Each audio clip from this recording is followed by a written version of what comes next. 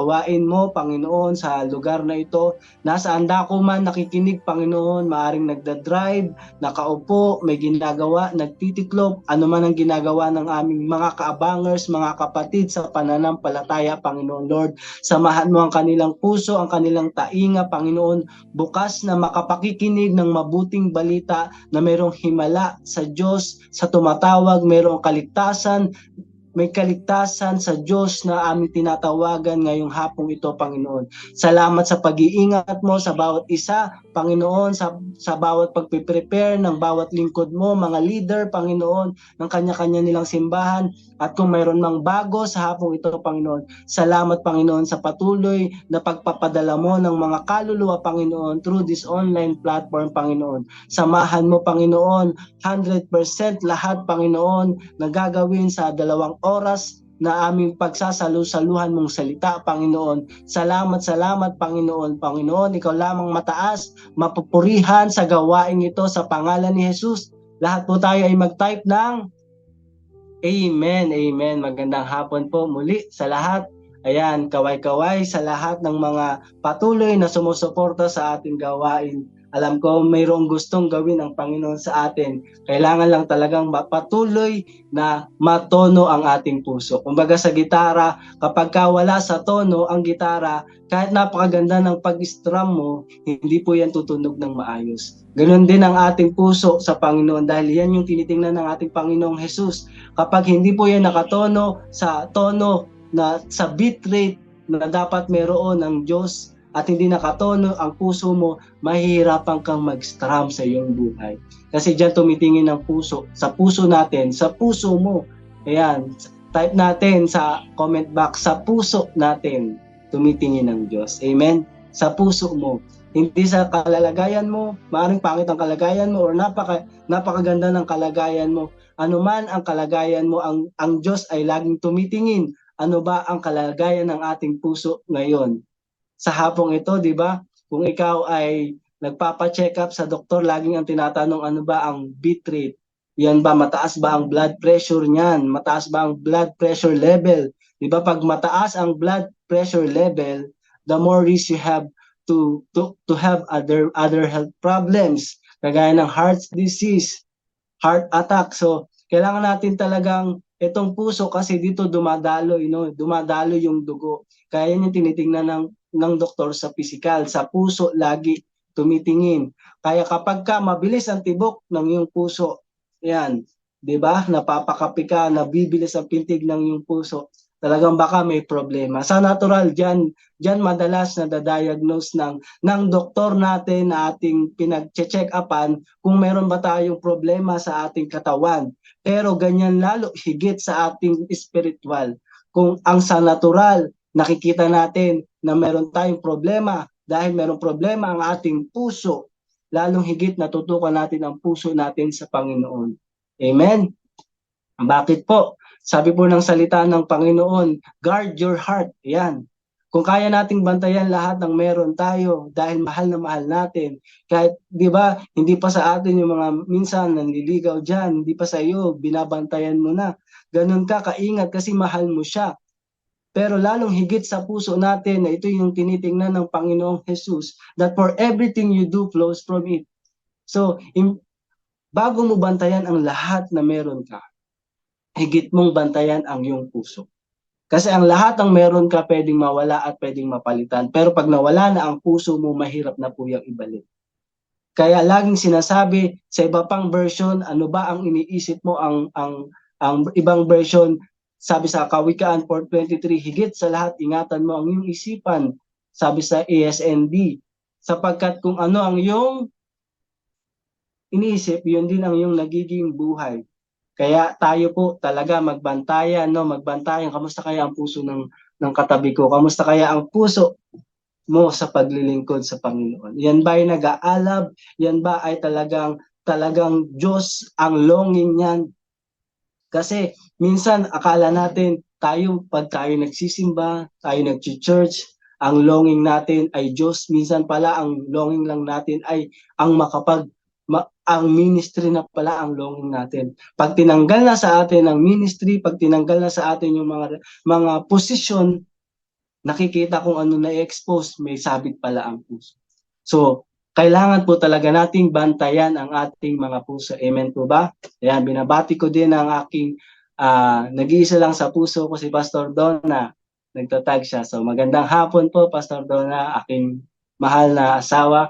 Ganon din kay Ate Rose Socians. Magandang hapon po sa inyo ni Kuya Bonnie. Ayan, patuloy po tayong magtag ngayong hapon. Kasi ito, di ba, ito yung buwan na inaalala natin, ang buwan ng puso. Bagaman ito ay buwan ng mga puso, lagi nating alalahanin na araw-araw ay pwedeng maging araw ng puso. Amen? Kasi kapag meron kang Kristo, yan ang nagpapatibok, nagpapainit sa iyo, buhay ka. Pero pag ang nagpapatibok sa iyo ng puso mo ay mga alalahanin, mga galit, mga kahihiyan, alam mo kung sino ang dinodiyos mo.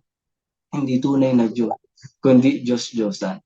Kaya sa hapong ito, suriin natin ang ating puso. Saan ba nakakiling yan? Sa tunay na Diyos o sa Diyos-Diyosan lang? Kasi pagka sa tunay na Diyos, papalayain ka niyan sa lahat ng iyong dalahin. Pero pagka sa Diyos-Diyosan, ikukulong ka niyan sa relihiyon.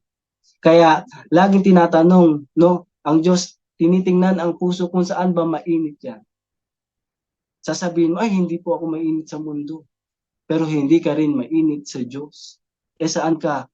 'Di ba? Sino dito ang mahilig magkape sa umaga?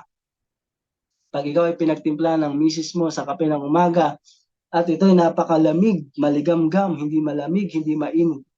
Naku, mag-iinit ang ulo mo. Lalo sabi sa Revelation 3:15, ang mga maligamgam, 'di ba? Sabi sa Revelation 3:15 to 16, ano sabi diyan? Ang mga maligamgamang puso na hindi mainit ni malamig ay isusuka.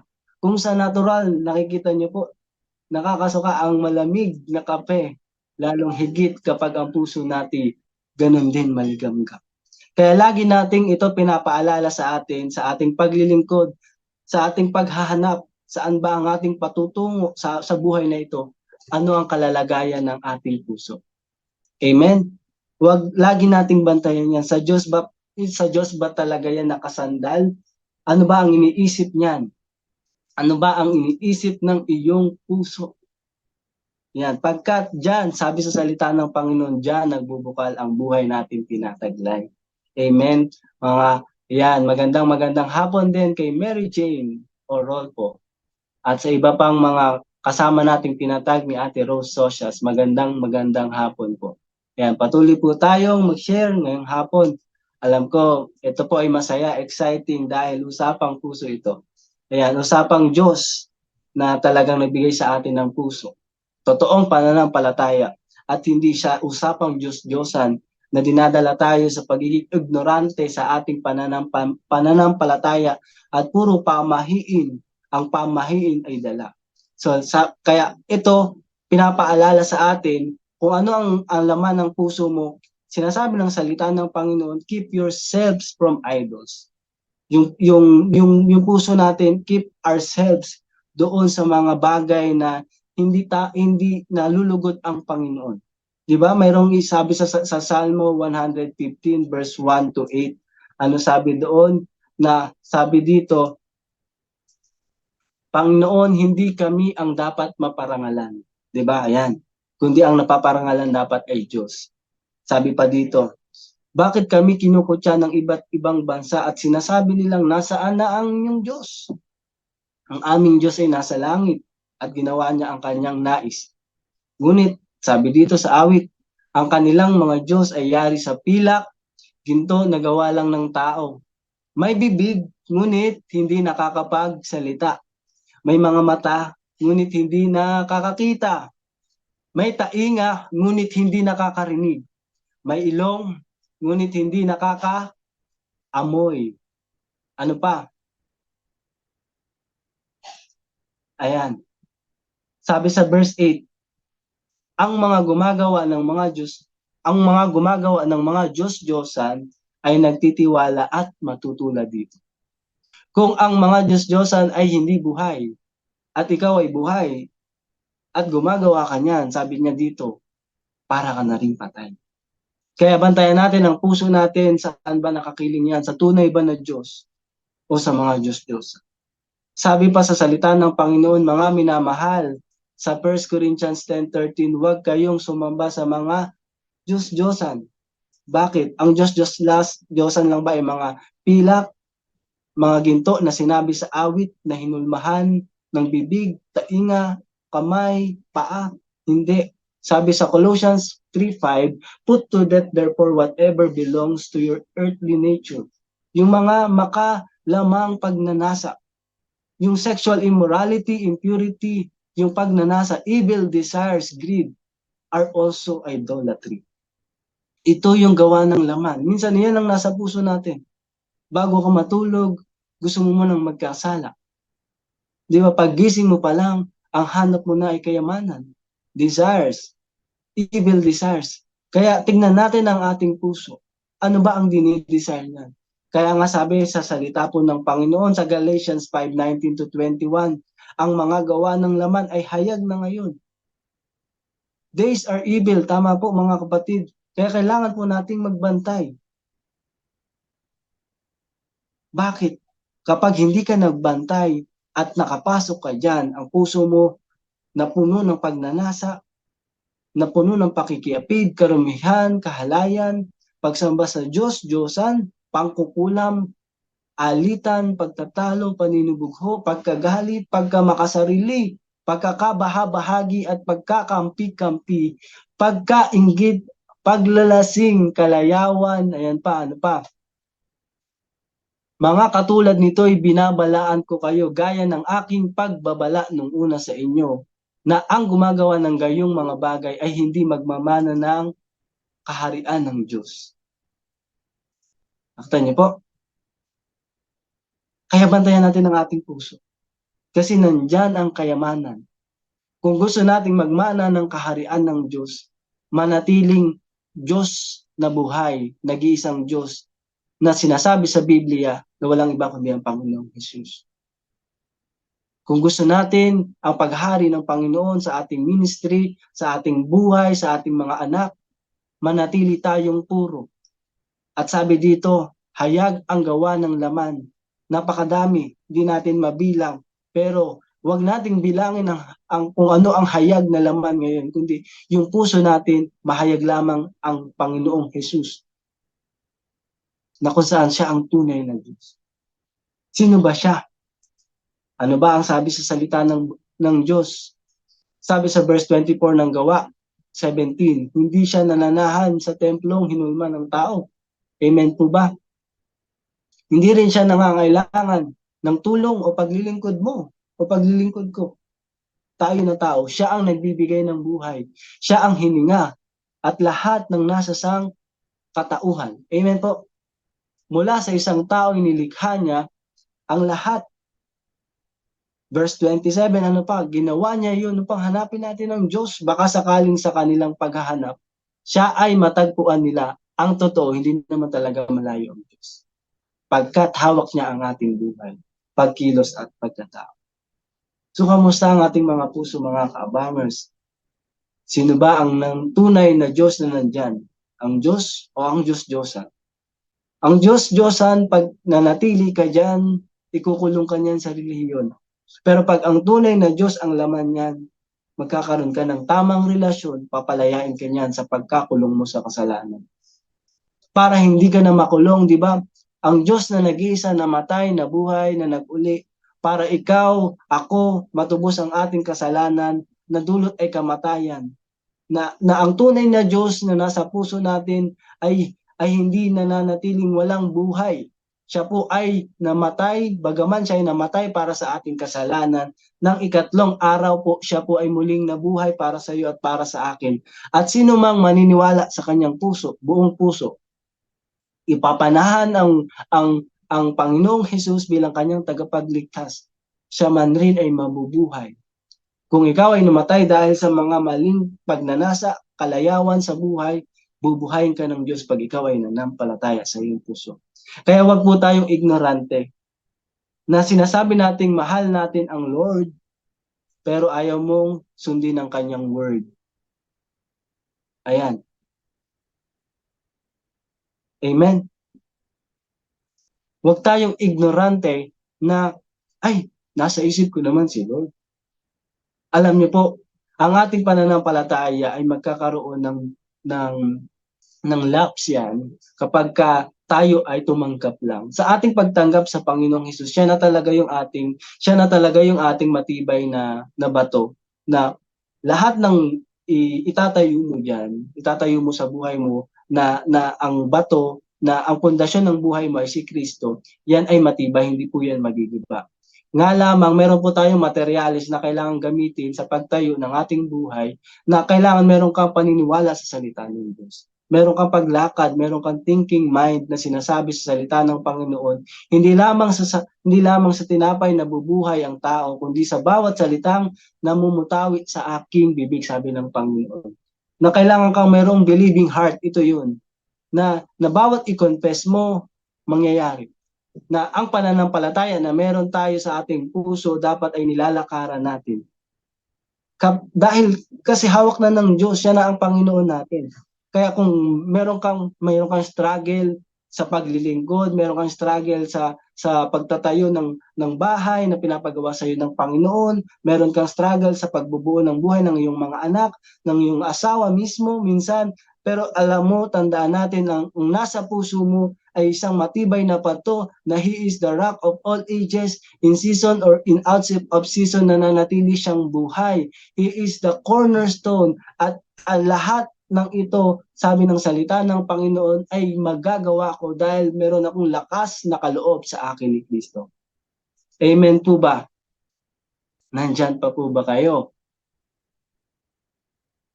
Di ba? Sabi nga ni Ate Yogi, di ba?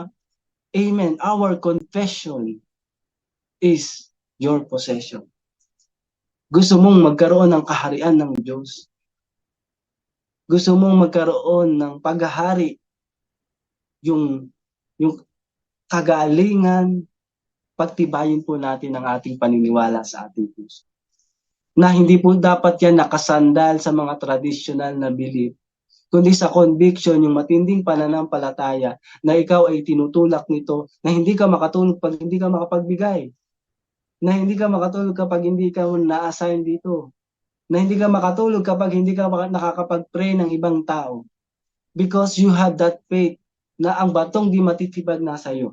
At lahat ng itayo mo dyan, tamang materyales, paniniwala, salita ng Diyos, yung confession mo, yung declaration mo, yung prophecy mo, hindi ka mapakali hanggat hindi yan nangyayari sa iyong buhay. Kaya ikaw ay patuloy na gagawa. Sino po ba dito ang hindi nakaranas ng walang-wala? www.com. Diba? Lahat tayo nakaranas niyan, www. Hindi po siya yung website. Maging isa sa pinaka mahusay, talagang pinaka matuwid na tao na nilalang dito sa mundo, nakaranas po yan ng www.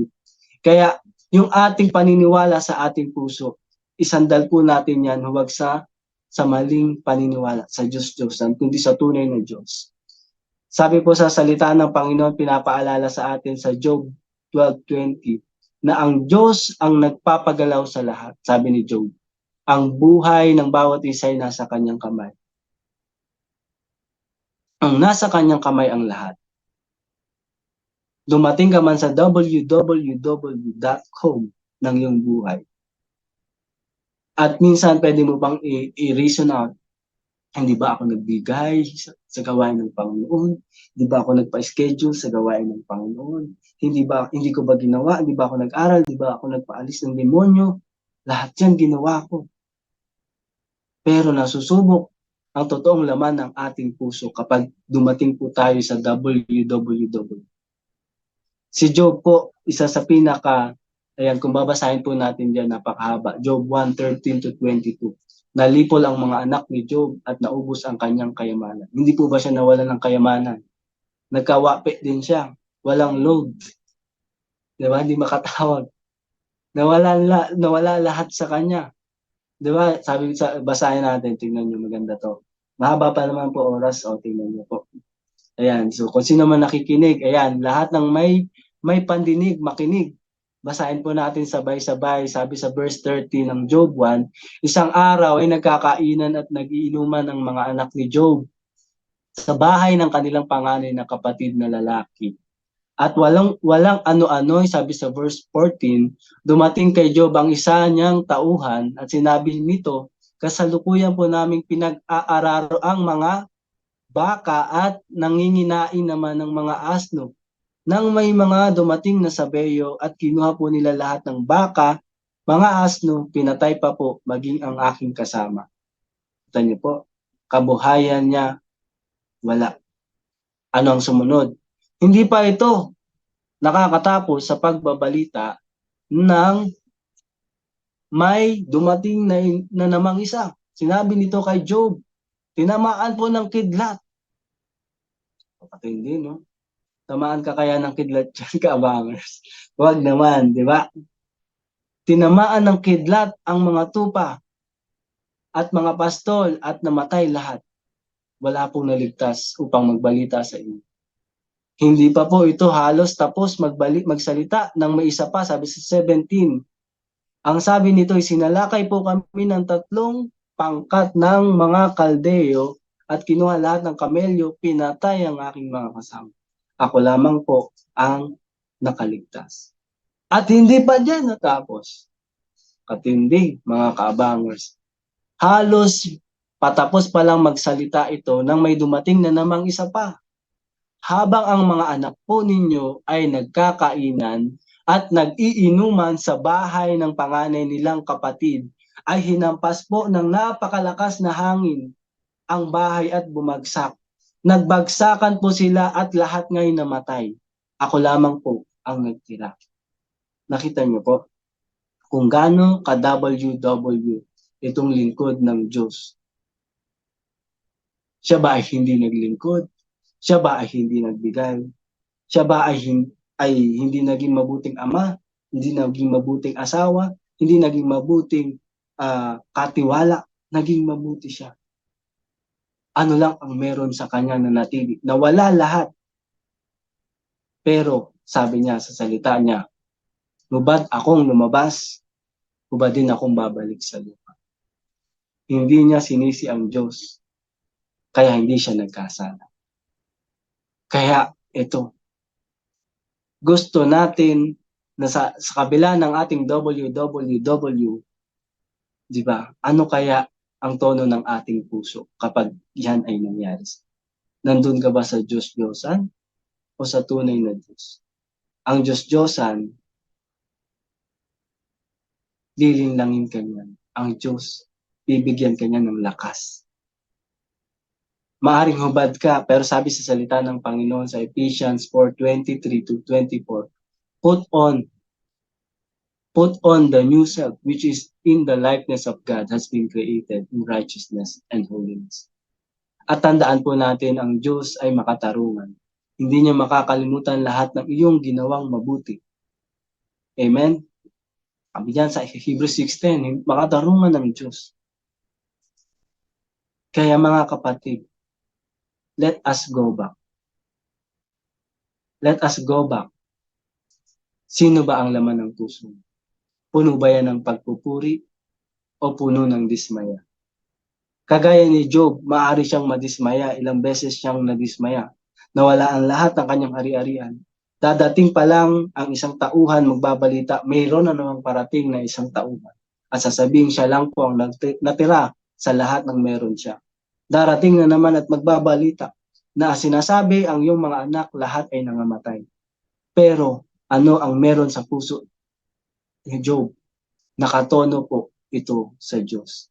Tumayo si Job, sabi niya dito, pinunit ang kanyang damit, nag-ahit ng ulo, nagpatira pa siya at sumamba sa Diyos. At sabi niya, hubad akong lumabas sa sinapupunan ng aking ina at hubad din akong babalik sa lupa. Si Yahweh ang nagbigay at si Yahweh rin ang babawi. Purihin siya. Yan. Kaya meron tayong awit, di ba? Alala niyo awit na ating inaawit sa church? Yung purihin ang ating Diyos sa awit at tagumpay. Purihin ang ating Diyos. Purihin si Yahweh. Diba? Yan ang puso Yung Job, umaawit siya sa kabila ng kanyang napasok na problema. www. May problema ka, huwag kang magtiwala kung kani-kanino. May problema ka, huwag kang magtiwala kung saan-saan. Magtiwala ka kay Kristo. At ang paniniwala, no, nagsisimula yan sa pakikinig. Kagaya nito sa daily life sharing. Nagsisimula yan, kapatid, sa pakikinig. Amen po ba? Let us go back to the source of His life. Amen. Tama. Sometimes, sabi ng ating kaabangers dito, the testing of our faith bring us to purify ourselves and surrender all to the Almighty God. Amen. Kaya sasabihin mo, Lord, suko na ako, pupurihin lang talaga kita. Inubad niya ang kanyang damit, inahit niya ang kanyang ulo, nagpatira pa siya sa Panginoon. At sinabi niya, purihin ang ating Diyos. Amen. Napakadaming awit. Yan ang ating dapat inaam. Meron pa, di ba? I will sing even in my darkness hour. Through the sorrows and pain, I will sing. Amen. Paganda daw ng paganda ang boses ni Pastor Juan. Purihin ang ating Diyos. Ang Diyos ang nagpapaganda ng lahat. In His times. Kaya bantayan niyo po ang inyong mga puso. Paano nagbantay si Job? Magbantay din tayo para hindi tayo magkasala. Magpuri tayo, sumamba sa Panginoon dahil siya yung ating kalakasan. Iniibig nating tunay, walang iba si Yahweh, ang batong di matitibag. The most powerful thing na you can possess is your believing heart. Na sa pagtayo mo ng bahay, ng buhay mo, nakatindig ka kay Jesus at meron kang paniniwala na hindi ka ibabagsak ng Panginoong Jesus, na hindi ka niya i-shake na ikaw ay mahuhulog. Kumbaga, i-shake ka niya para matest niya kung gaano kakatiwala sa tinutungtungan mong matibay na ba. Kasi alam niyo po ba, dyan po nanggagaling ang lahat. Tama po ba? Naniniwala ba kayo na dyan nanggagaling ang lahat? Sabi sa Matthew 15 verse 17, nanggagaling sa puso. Yan. Alam niyo, nanggagaling lahat. Nasa puso. Sa awit yun ng Makamundo. Pero tingnan niyo, kahit sa Makamundo, dyan din nanggagaling lahat.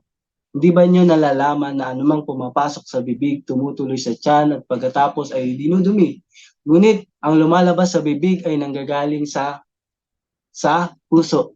Yan ang nagpaparumi sa tao sapagkat sa puso nanggagaling ang masamang kaisipan, pagpatay, pangangalunya, pakikiapid, pagnanakaw, pagiging saksi para sa kasinungalingan, paninirang puri. Yan ang nagpaparumi sa tao sa paningin ng Diyos at hindi nagiging marumi ang isang tao kung siya man ay kumakain ng hindi muna naghugas ng kamay sa paraang naaayon sa minanang katuruan. Kaya, kapatid, ang protection natin ay meron tayong pusong naniniwala sa tunay ng Diyos. Sa Diyos-Diyosan, okay lang gawin yan. Kasi pag sumunod ka sa ganyan, ganito, patatawarin. Pag naging mabuti kang anak, patatawarin. Wala ka namang tinatapakang tao, okay lang gawin yan. Pero pag ikaw, ang puso mo, nasa matibay na bato, ligligin ka man ng mundo, ni Satanas, protektado ka. Kasi tama ang puso. Your faith, number one, ang puso mo sa buhay mo, ang pananampalataya mo sa puso mo na si Jesus ang tunay na Diyos is your only protection. Yan po ang number one natin. Your faith is your only protection. Bakit doon nasabi, mga kabangers? Kasi pag dumating ang doubt sa isip mo, sa puso mo, yung pinapaniwalaan mong kayang gawin ng Diyos, at dumating ang pagdududa sa puso, hindi mo yan lalakaran. Tinatawag kita maging pastor, ay nagkaduda ka. Hindi mo lalakaran yun. Tinatawag kita na maging lingkod ko, ikaw ay alagad ko, hindi mo lalakaran yun. Kasi gusto mo lang, ikaw ay merong paniniwala. I mean, meron ka lang belief, pero wala kang yung conviction, yung sa puso mo na nagdadrive sa iyo. Dahil yan, meron ka lang ng ganyan, konti, ay, dumating ka ng konting pagsubok. Ay, parang ayoko nang maglingkod. Sa kanila na lang. Tandaan po natin na tayo, yung itong pananampalataya na ito yung tanging susi lang natin para bagaman meron tayong mga konting pagsubok, malaking pagsubok, kagaya ni Job, hindi tayo maliliglig. Ligligin man tayo ng mundo. Sabi, minsan pa, ligligin ko, di ba? Sabi ng Panginoon sa salita niya, ligligin ko kung sino talaga ang totoong nakatayo. Pero ano ang sabi ni Job sa Job 12 verse 10? Yan. Ang Diyos ang nagpapagalaw sa lahat ng bagay. Amen po. Kaya kapatid, kung ang Diyos ang nagpapagalaw sa lahat ng bagay, kanino tayo aasa? Ang di pagdududa, sinasabi ng salita ng Panginoon, ang nagpapanatili sa atin na tayo maging matatag sa ating paniniwala. Na mukhang parang wala na sa paningin ng mundo dahil in-announce mo yan sa puso mo, dinideklara ko, convinced ako na bagaman ako may pinagdadaan ng hindi maganda sa aking buhay, maglilingkod ako. Dahil sabi ng salita ng Diyos, walang lingkod ng Diyos na kanyang pinabayaan. At ang Diyos ang magpapatunay niyan sa iyo. Kagaya paano nagpatunay kay Job na ang kanyang pangako, darating yan sa tamang panahon at maaasahan mong darating at darating. Pag nangako ang Diyos, yes and amen po. Kaya tayo nakaka-amen, kapatid. Because pag nangako ang salita ng Diyos, laging yes. Kaya ka nakaka-amen, di ba? Maraming nag-amen sa comment box. Amen. Amen. Amen. Di ba? Kaya, sabi pa ni Ate Tess, kasi tingnan niyo po, faith is our only protection. Bakit? Nung time na may problema ako, tanging Panginoon Jesus lamang ang aking nalalapitan. Wow. Hanggang ngayon, napakabuti ng aking buhay, ng Panginoon sa aking buhay at sa aking pamilya. God promises is true and real. Pag meron ka niyan at wala kang pagdududa, bagaman hindi pa dumadating, alam mo ang Diyos ang magpapatunay sa iyo na ang pangako ko totoo at lagi mong maaasahan. Hindi po siya nag-aalinlangan. Ang Diyos di po nag-aalinlangan na ikaw ay pagpalain. Hinahanap niya nga ang kanyang totoong mananamba, totoong sumasamba sa kanya. Walang iba kundi ikaw yun, kaabangers. Amen.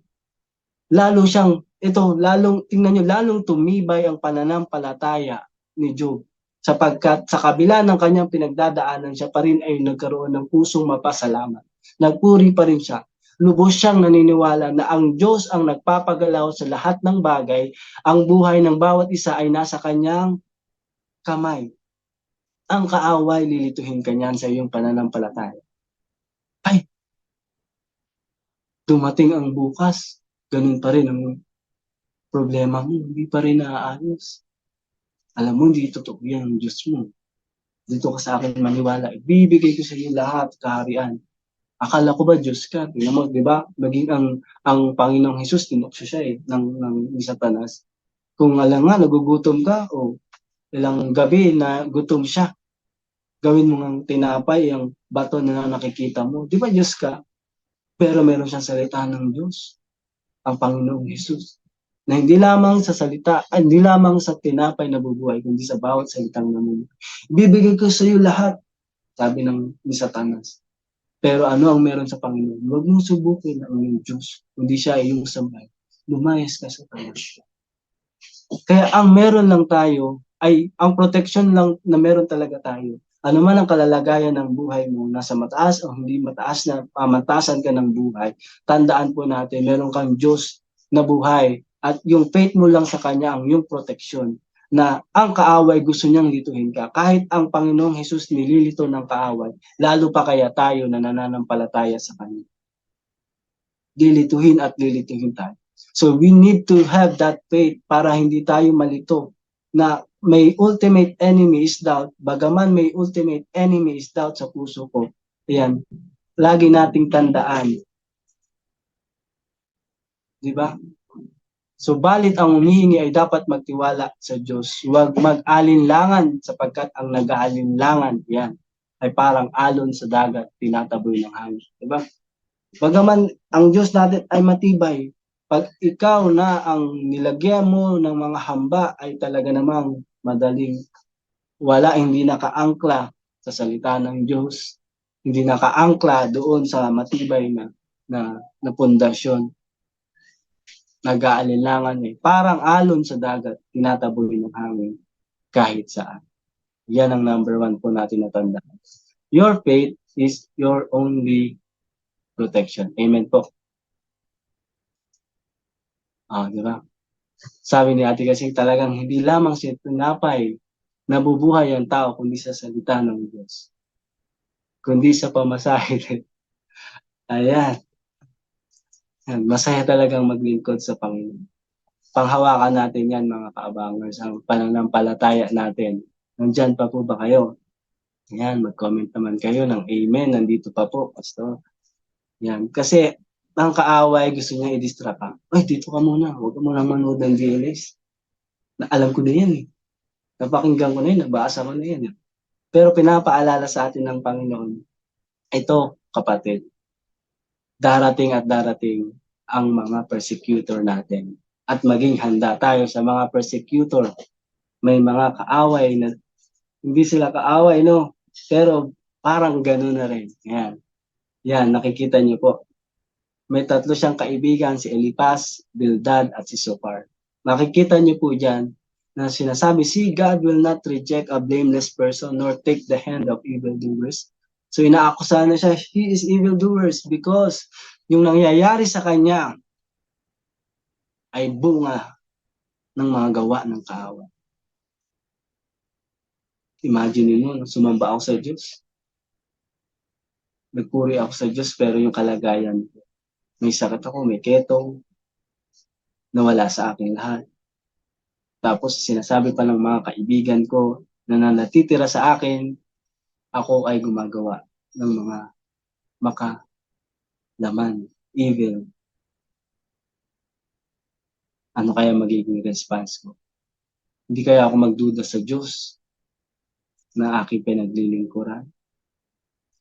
Lalo kang magduda, di ba? Minsan, pagka ang mismong katabi mo sa gabi, araw at gabi, kasama mo, at sasabihin sa iyo, mananatili ka pa ba, sabi ng kanyang asawa sa Job 2 verse 9 to 11. Mananatili ka pa ba sa iyong katapatan? Kita niyo po, makisumpain mo ang Diyos at mamatay ka na. Sakit nun, di ba? Sama kayo, sasabihin sa iyo ng asawa mo, mamatay ka na. Ngunit sinabi niya sa kanya, nagsasalita ka gaya ng pagsasalita ng mga hangal na babae. Tatanggap lang ba tayo ng mabuti sa kamay ng Diyos at hindi tayo tatanggap ng masama? Sa lahat ng ito, hindi nagkasala si Job sa pamamagitan ng kanyang lahat. Kita niyo po, maging si Job, kaibigan niya, asawa niya, pero marunong si Job. Only faith I have is my protection. Tatanggap lang ba tayo ng mabuti sa kamay ng Diyos? Maniniwala ka lang ba dahil ang Diyos ay gumagawa ng himala? Kaya, tama ang ating mga kaabangers. Problem is just an opportunity to bring us back closer to God. Ang kaaway, hindi po yan nabuhay para ikaw ay bigyan ng buhay. Ang kaaway ay nabuhay yan para ikaw ay awayin at lahat ng mga lalapit sa iyo ay kanyang gagamitin.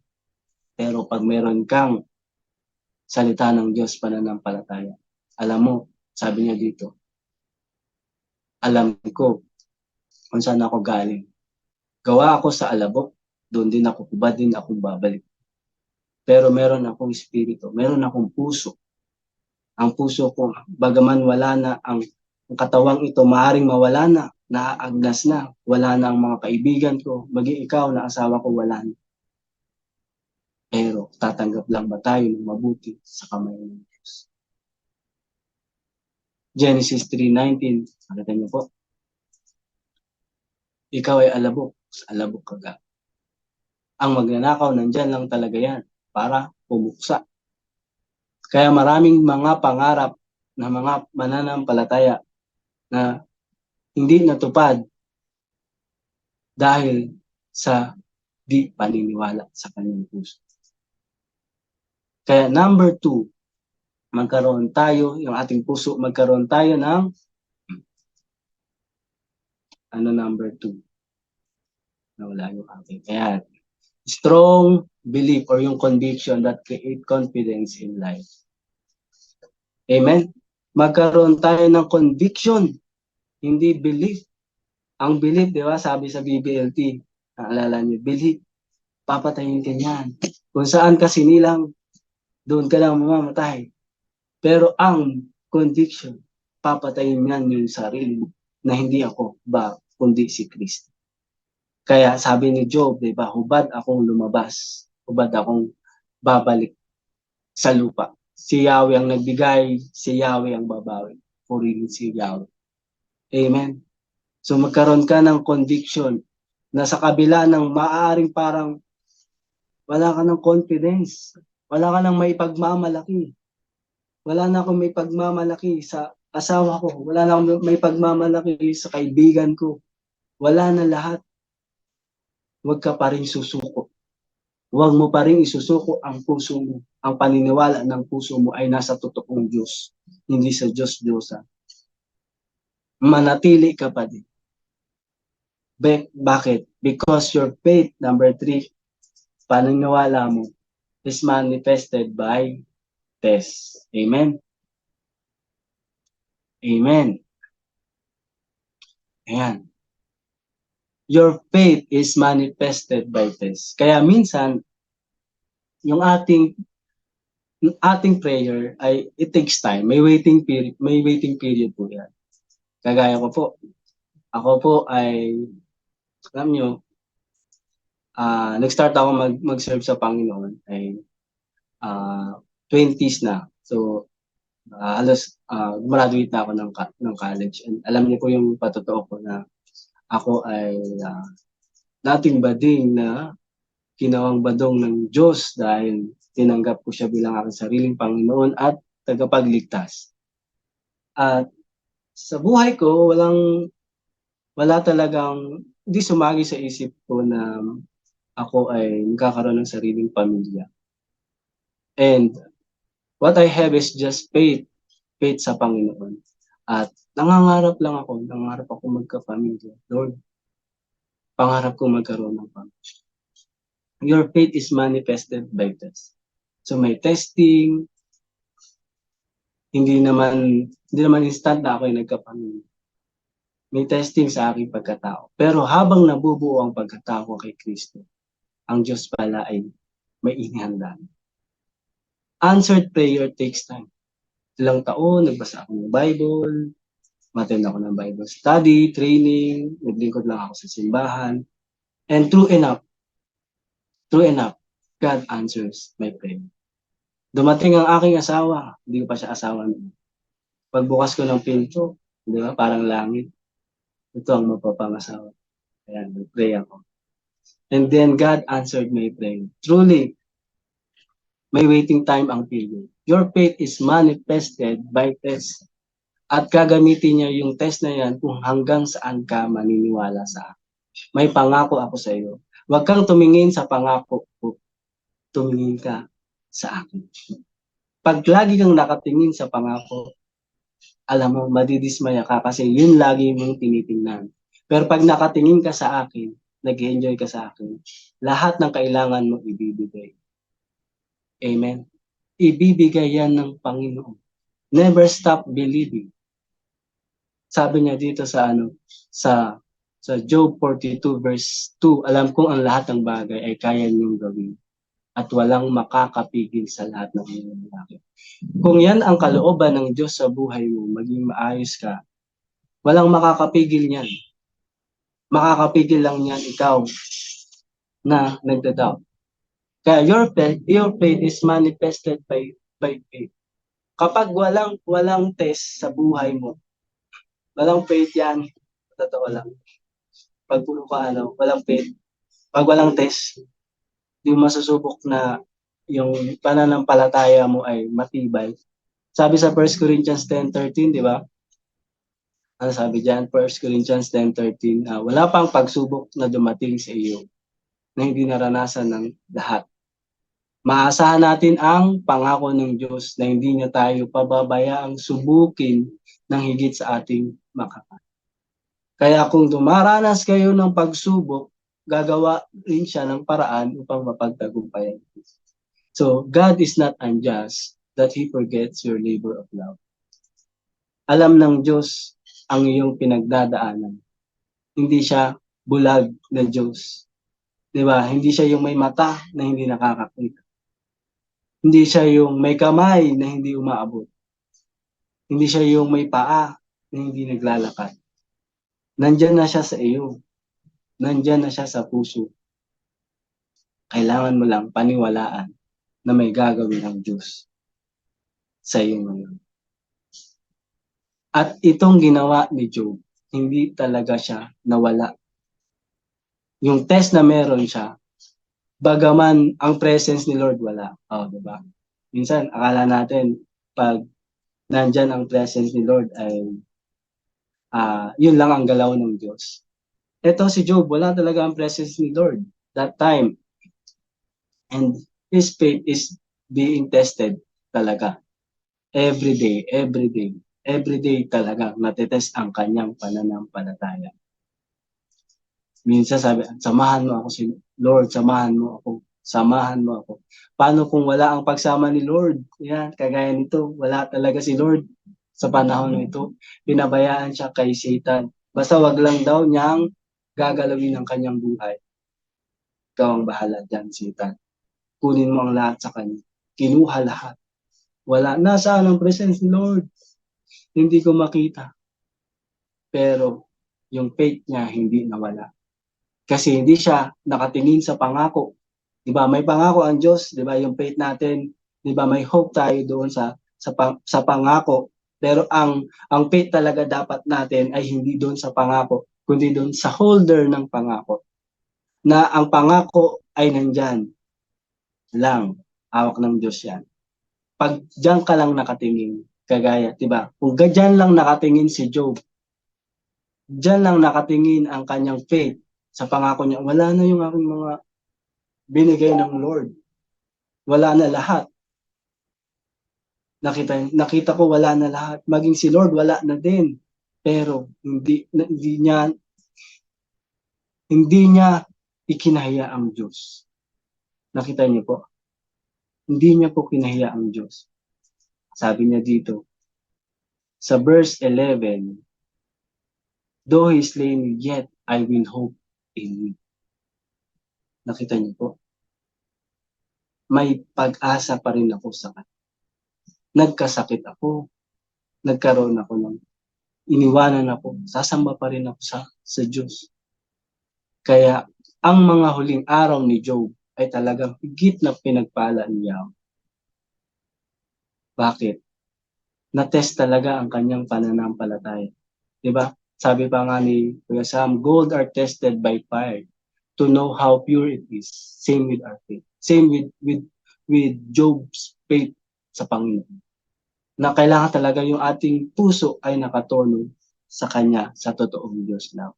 Na nandyan talaga yung sa puso mo, nandyan talaga ang totoong divine healing kasi dyan kumukonekta ang Espiritu Santo. Na nung namatay ang Panginoong Jesus, nabuhay na naguli, hindi kanya iniwang mag-isa. Amen po, hindi kanya iniwang mag-isa. Bagkus pinagpala kanya ng kanyang katulong at ang katulong mo ay ang banal na Espiritu Santo. Hindi ka nag-iisa, kapatid.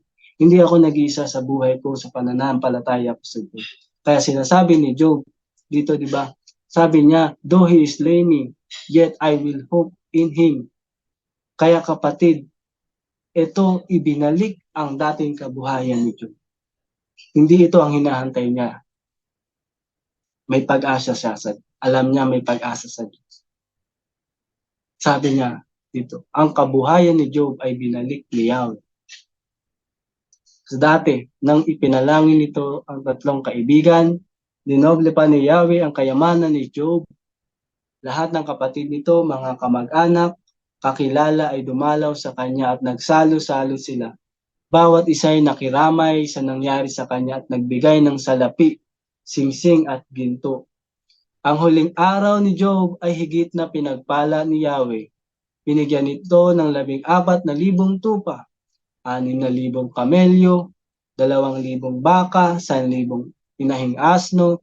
Nagkaroon pa si Job ng 7 anak na lalaki, 3 anak na babae. Ang pangalan ng mga babae ay Jemima, Keziah, Keren, Hapuk. Ang mga anak na babae ni Job ang pinakamaganda sa buong lupain. Pinamanahan din niya ang mga ito tulad ng mga anak na lalaki. Si Job ay nabuhay pa ng 140 taon. Inabutan pa siya ng kanyang mga apo at ika-4 na salin lahi. Matandang-matanda na siya ng wow. That's why, number 4, your faith is as strong as the test it survives. Pag napagtagumpayan mo ang pagsubok, ganyan katatag ang iyong pananalig. Ganyan katatag ang iyong puso na naniniwala sa isang Diyos na buhay na hindi hinulma ng tao, kundi ang Diyos mismo ang naghulma sa tao. James 1:2-4, consider it pure joy, yan, my brothers and sisters, whenever you face trials of many kinds, because you know that testing of your faith produces perseverance, and let perseverance finish its work. Wow. Hindi po ba nakakamangha ang Diyos? Amen. That's why blessed is the man trust the Lord and not in me. Amen. Hindi siya nanahan sa kayang gawin ng tao.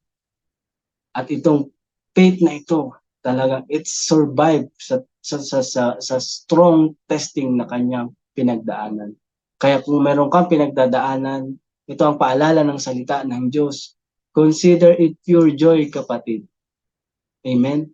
Sabi dito, mga kapatid, whenever you face trials, lahat ng uri, because you know testing of your faith produces perseverance. At ang ating perseverance, it finish its work, that you may be mature and complete, not lacking anything. Because you know the testing of your faith, kapatid, and itong perseverance na meron ka, it will finish the work. Do not panic.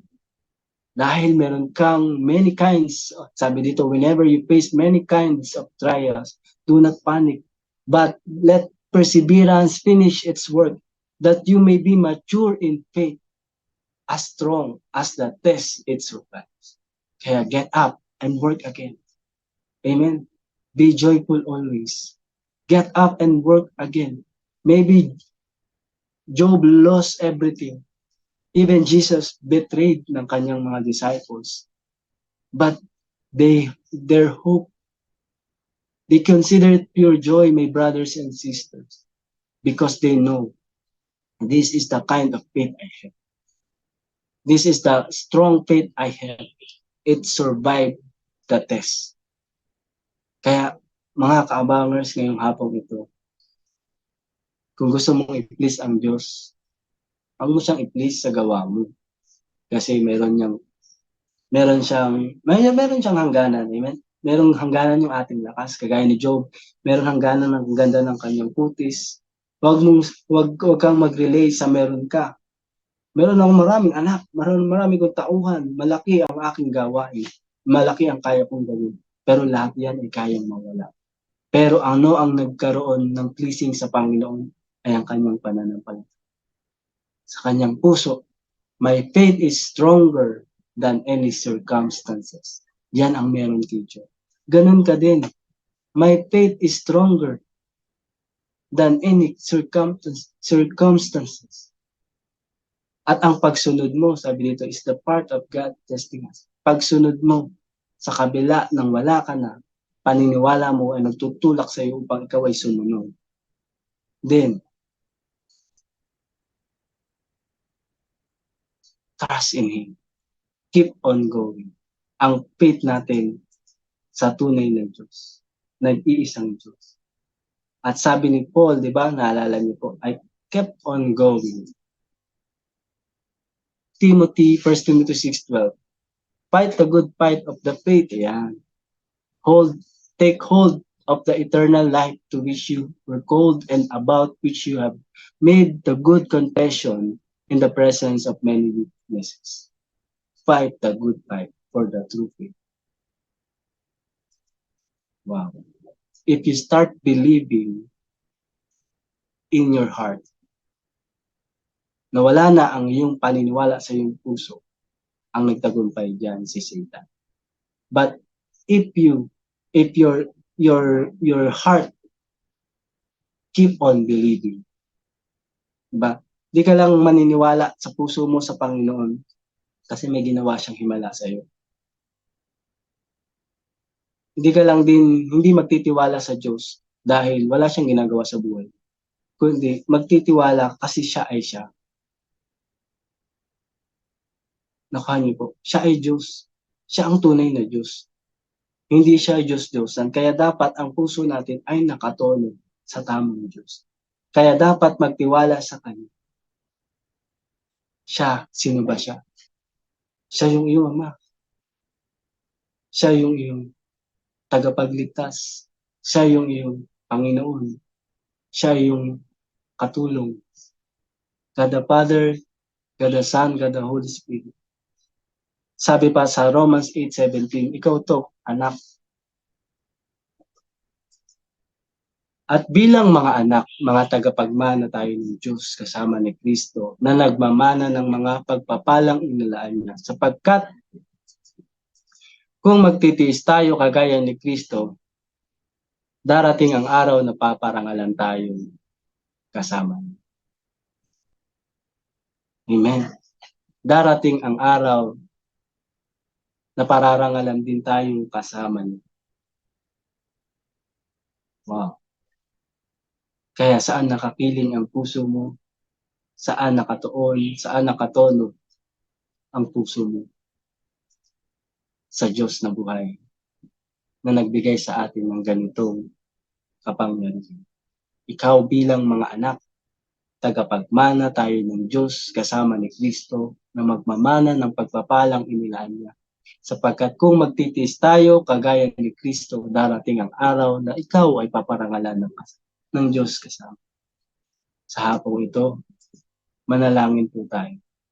Ano man ang sitwasyon mo, kapatid, kaabangers, balikan mo ang mensaheng ito. Kagaya ni Job, lahat nawala sa kanya. Sa atin, hindi lahat nawala, pero kay Job, lahat nawala. Ang hindi lang nawala sa kanya ay ang kanyang puso na nakatono sa kanya, sa Panginoon. Nakatono ang kanyang puso. Yung beat rate ng kanyang puso ay hindi bumaba, hindi tumaas.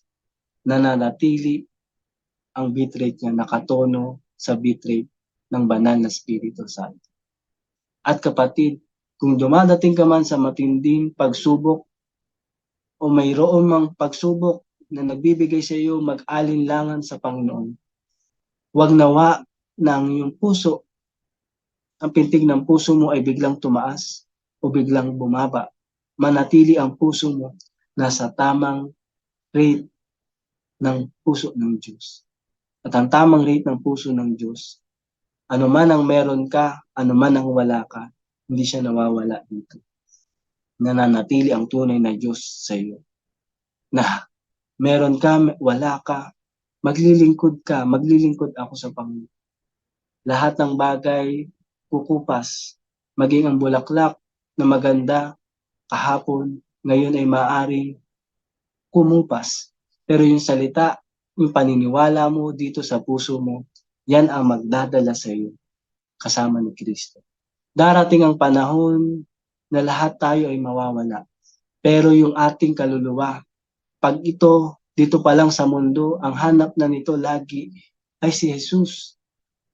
Makapaglingkod sa Panginoong Jesus, hindi lang maniwala, kundi lakaran ang salita niya, hindi lang pumunta sa church, kundi maging simbahan ka mismo, maging panahanan ka na nakikita sa iyo ang wangis ni Kristo, nakikita sa iyo ang kagandahang loob, kababaang loob, pagpapatawad, kahinahunan, lahat ng ugali na meron si Kristo, isinasa buhay mo. Alam mo kapatid, natutuwa ang Diyos. Lupa man ay langit na. Ganyan ang nais ng Panginoon. Lahat mawala, pero ang Panginoong Jesus nandiyan. Kagaya ni Job, lahat nawala, pero kayang ibalik ng Diyos. Kayang ibalik ng Diyos ang lahat ng nawala sa iyo. He will restore all things. At ang supernatural release, mararanasan ng pamilya mo at ng kaapu-apuhan mo. Kagaya ni Job, nadatnan pa niya ang ikaapat na salinlahi na nakita niya pa ang kanyang mga apo. Ganon din ang i-restore ng Panginoon sa iyo kapatid. Kapag nanatili ka sa iyong pananampalataya, hindi ka comfort-driven, kundi ikaw ay purpose-driven, you make sacrifice sa lahat, meron ka sinasakripisyo, alam ng Panginoon ang labor ng pag-ibig mo sa Kanya, may sakripisyo, hindi Kanya iiwan, hindi Kanya pababayaan. He will give you strength.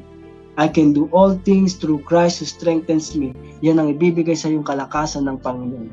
Sa iyong pagtitiwala, sa iyong pagkapit sa nag-iisang bato na hindi matitibag. In season or in out of season, ikaw ay makakaranas ng tubig ng buhay. Ikaw ay hindi mauuhaw kahit may tagtuyot, nananatili sa puso mo ang Panginoong Jesus. May tagtuyot, nananatili ang iyong fresh encounter araw-araw sa Panginoon, nananatili kang joyful, nananatili kang mayroong kagalakan, pasasalamat, pagpupuri.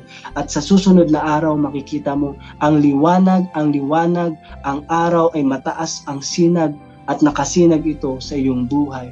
Ikaw ay pinagpapala ng Panginoon, bigyan ka ng kalakasan ng Panginoon, tanggapin mo ang Panginoon na yung pinaglilingkuran ay hindi lang ngayon, kundi maging sa iyong salinlahi, ito ay magmamanifest. Ang iyong pinaglilingkurang Diyos ay hindi temporal na Diyos na pwedeng mag-fade, mawala, kundi ang Diyos na pinaglilingkuran mo, kapatid, dito sa daily life sharing, ay Diyos na buhay, nananatiling buhay, and He will give you the eternal life.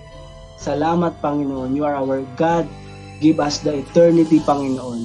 Salamat Panginoon, masamba ka namin sa buong lakas, isip at katotohanan Panginoon. Buong lakas, buong isip, buong pagkatao namin Panginoon. Sa lahat ng aming ginagawa, mabigyan ka ng karangalan.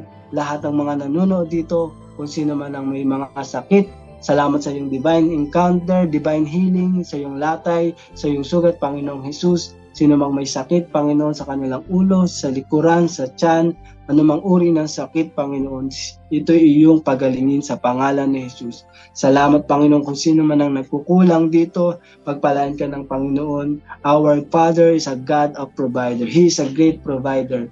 Mula sa panahon ni Abraham, Isaac, at Israel, nananatiling He is faithful. Ganon din siya sa iyo, kapatid, nananatili siyang faithful. Ayaw niya na ikaw ay buntot, gusto niya ikaw ay ulo, at bibigyan ka niya. Hindi madamot ang Diyos sa mga anak niya na sumusunod sa kanyang kalooban. Hindi niya ikukubli ang mga mabubuting bagay para sa iyo, sapagkat alam niya ikaw ay mapagkakatiwalaan. Salamat si biyaya ng kapangyarihan ng mga naganap. At sa araw ng bukas, Panginoon, ang bawat simbahan na naghahanda ngayon upang maparangalan ka, at maraming mga evangelist, Panginoon, mga nagpa-follow up, Panginoon Lord, samahan mo sila, Panginoon, patuloy na akayin ang mga naligaw na kaluluwa pabalik sa iyong bulwagan, Panginoon, at makita nila na ikaw lang, Jesus, ang kailangan namin, wala nang iba. Ikaw lang, Jesus, ang aming tagapagligtas at Panginoon, na kayang mag-restore ng aming relasyon sa iyong Ama na nasa langit. Salamat Panginoon, ito ang aming samot dalangin. In Jesus' name, Amen. Amen. God bless everyone. At tuloy-tuloy po tayo sa ating gawain sa daily life sharing, Monday to Saturday at 2 p.m. Amen. At dito na po magtatapos ang inyong lingkod. Salamat. God bless your heart. Yan, take heart. Sabi ng Panginoon, I have overcome the world. Pinagtagumpayan na ng Panginoon yan. para sa iyo, para sa akin, para sa atin lahat. Palakpakan po natin ang Diyos at siya lamang po ang mataas, masamba at maluwalhati. Sa pangalan ni Jesus, Amen. Bye!